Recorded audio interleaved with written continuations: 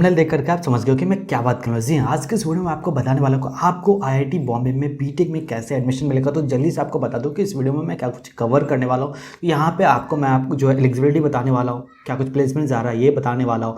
साथ ही साथ यहाँ पे कट ऑफ क्या कुछ जा रहा है, कौन कौन से हॉस्टल्स अवेलेबल है, उसमें क्या कुछ फ़ी जाता है, टोटल फ़ी कितना जाता है, और साथ ही साथ बात करेंगे कि लोन कौन कौन सी फैसिलिटी अवेलेबल है लोन की, और यहाँ पे कौन कौन से स्कॉलरशिप आपको मिल सकता है अलग अलग कैटेगरी में। तो सबसे पहले स्टार्ट करते हैं आईआईटी बॉम्बे के ओवरव्यू से। तो ये 1958 में स्टार्ट करा गया था। इसकी एनआरएफ रैंकिंग की मैं बात करूँ, करंट एनआरएफ रैंकिंग की वो 3 है। कैंपस साइज की मैं बात करूँ तो बहुत ही ह्यूज कैंपस है इसका, 550 एकर्स का अर्बन कैंपस है। पवई मुंबई महाराष्ट्र में इसका कैंपस आता है। आईआईटी बी के नाम से ये कॉमनली जाना जाता है। और प्लेसमेंट्स की मैं बात करूँ 2023 का, तो एवरेज पैकेज तो यहाँ पे 23.26 लाख पर एनम का हज़ार है। और हाईएस्ट की मैं बात करूँ, फर्स्ट हाईएस्ट जो कि डोमेस्टिक के लिए ऑफर करा गया वो 3.6 करोड़ पर एनम का ऑफर करा गया। और सेकंड हाईएस्ट की अगर मैं बात करूँ जो कि इंटरनेशनल पैकेज था वो 1.3 करोड़ पर एनम का जा रहा है। तो ज़बरदस्त कॉलेज है इंडिया में। नंबर 1, नंबर 2, नंबर 3 में फाइट चलता रहता है इंजीनियरिंग में, जिसमें आईआईटी बॉम्बे हमेशा ही रहता है किसी न किसी एक पोजीशन पे। अब बात कर लेते हैं कि यहाँ पे जो है आपको बीटेक में एडमिशन लेने के लिए एलिजिबिलिटी क्राइटेरिया क्या कुछ मैच करना पड़ेगा। उससे पहले जिनको नहीं पता उनको बता दूँ कि यहाँ पर एडमिशन लेने के लिए बीटेक में आपको पहले जी मेन क्लियर करना पड़ेगा और फिर जी एडवांस क्लियर करना पड़ेगा, तो ही जा करके आप एडमिशन ले पाएंगे। तो यहाँ पे अगर मैं बात करूँ एलिजिबिलिटी की, तो क्वालिफाइंग सब्जेक्ट्स में बात करूँ तो फिजिक्स और मैथ जो आपका एज कंपलसरी सब्जेक्ट होना चाहिए। उसके अलावा आपका केमिस्ट्री हो सकता है, बायोलॉजी हो सकता है, बायोटेक्नोलॉजी हो सकता है, या कोई भी टेक्निकल वोकेशनल कोर्स आपने किया है तो भी आप एलिजिबल हैं। वहीं पे क्वालिफाइंग मार्क्स की अगर मैं बात करूँ तो 75% मार्क्स आपके क्लास 12th में होने चाहिए।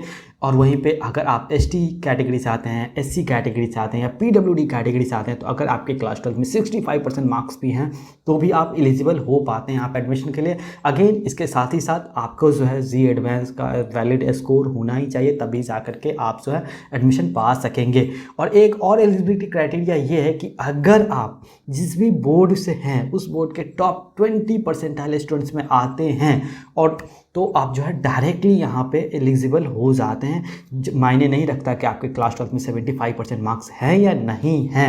तो अब बात कर रहे थे कि कट ऑफ क्या कुछ जा रहा है यहाँ पे जी एडवांस में। यहाँ पे एक और बात मैं आपको क्लियर कर दूँ कि जब आप जी मेन देते हैं फिर एडवांस देते हैं, उसके बाद जोसा का काउंसलिंग होता है। जोसा काउंसलिंग के अलग वीडियोस मैंने ऑलरेडी बना दिया है। तो उस काउंसलिंग में जो है क्या कुछ कट ऑफ जाता है वो यहाँ पे मैं आपको डिस्कस करके बताने वाला हूँ। तो यहाँ पे आपको मैं अलग अलग कैटेगरी में बताने वाला हूँ, मेल में और फीमेल में क्या कुछ कट ऑफ जाता है। तो जनरल कैटेगरी की अगर मैं बात करूँ, कंप्यूटर साइंस एंड इंजीनियरिंग में कट ऑफ की अगर मैं बात करूँ तो 61 रैंक तक जाता है और फीमेल में 305 रैंक तक जाता है। वहीं पर ईडब्ल्यूएस की बात करूँ तो 18 रैंक तक मेल में जाता है और 57 रैंक तक जो है फीमेल में जाता है। और ये सब देखो कि ये सब लास्ट राउंड के काउंसलिंग के हैं। अगर इससे ज़्यादा आते हैं तो सोचो भी मत कि आपको जो है आईआईटी बॉम्बे में सीएससी मिलने वाला है।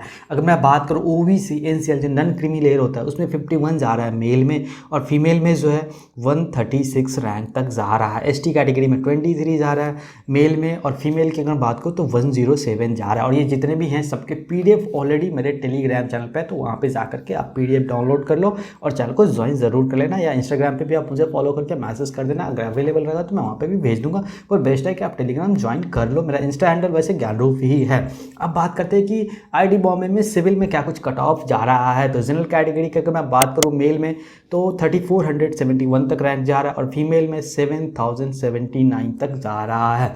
ईडब्ल्यूएस कैटेगरी की मैं बात करूं तो 693 रैंक तक जो है मेल में जा रहा है और 1628 रैंक तक जो वो फीमेल में जा रहा है। एसटी की अगर मैं बात करूं तो 851 जो है वो मेल में जा रहा है और फीमेल की अगर मैं बात करूं तो 1817 रैंक तक जा रहा है। वहीं पे इलेक्ट्रिकल इंजीनियरिंग के कट ऑफ की मैं बात करूं आईआईटी बॉम्बे में तो जनरल कैटेगरी में 369 मेल में जा रहा है और फीमेल में जो है 1341 रैंक तक जा रहा है। ओबीसी एनसीएल की मैं बात करूं तो मेल में जो है 304 रैंक तक कट ऑफ जा रहा है और फीमेल में जो 650 यानी कि 650 रैंक तक कट ऑफ जा रहा है।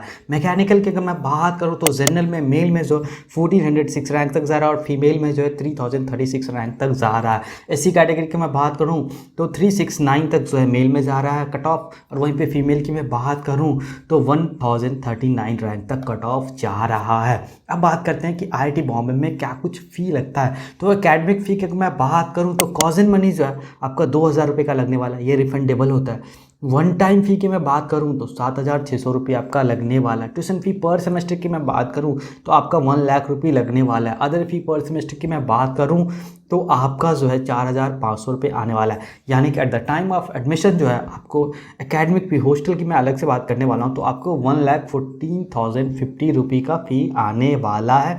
आगे इस पर जो है आप जो है जो पर सेमेस्टर 1 लाख फ़ी लगता है वो और अदर चार्जेस ऐड कर लो तो बाकी का भी कैलकुलेट हो जाएगा। ये मैंने आपको एक सेमेस्टर का बता दिया कि एडमिशन के टाइम आपको इतना फ़ी लगेगा और सेमेस्टर फ़ी उसमें 1 लाख रुपये होता है।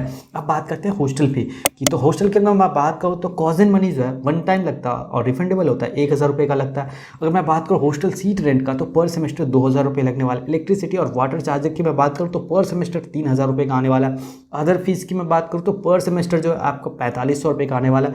और मेस एडवांस की मैं बात करूँ तो पर सेमेस्टर आपका 22,000 रुपये आने वाला है। यानी कि जब आप हॉस्टल लेंगे तो आपको जो है 32,550 रुपये का फ़ी जो पे करना पड़ेगा। लेकिन एक अच्छी बात यहाँ पे ये है कि गवर्नमेंट जो है ना कि फिनेंशियल एड प्रोवाइड कराती है अलग अलग कैटेगरी के स्टूडेंट्स को जो है केपेबल नहीं हो पाते हैं इतना फ़ी पे करने के लिए। तो अगर आप SC कैटेगरी से आते हैं या ST कैटेगरी से आते हैं या PWD कैटेगरी से आते हैं तो आपको 100% वेव ऑफ मिल जाएगा ट्यूशन फ़ी में। कोई ट्यूशन फ़ी आपको नहीं देना पड़ेगा। रिमेंबर, बाकी के फीस आपको देने ही देने पड़ेंगे, सिर्फ ट्यूशन फ़ी जो है आपको नहीं देना होगा। वहीं पे अगर आप जनरल या OBC कैटेगरी में आते हैं और आपका जो फैमिली इनकम है वो लेस देन 1 लाख, यानी कि आपकी फैमिली इनकम जो है एक साल में 1 लाख रुपए नहीं बन पाता है, तो आपको जो है 100% स्कॉलरशिप यहाँ पे मिल जाएगा। यानी कि ट्यूशन फ़ी आपको भी नहीं देने की ज़रूरत है। लेकिन वहीं पे अगर आप OBC और जनरल कैटेगरी से आते हैं और आपकी फैमिली इनकम 1 लाख से लेकर के 5 लाख के बीच में आती है तो आपको 2/3 जो है ट्यूशन फ़ी नहीं देना होगा। तो आज की वीडियो में इतना है। उम्मीद है कि आपको समझ में आ गया कि आपको IIT में कैसे एडमिशन लेना है, क्या कुछ फ़ी लगेगा और कौन कौन से स्कॉलरशिप आपको मिल सकते हैं। अगर कोई और टॉपिक वीडियो देखना चाहते हो तो डेफिनेटली कमेंट करो।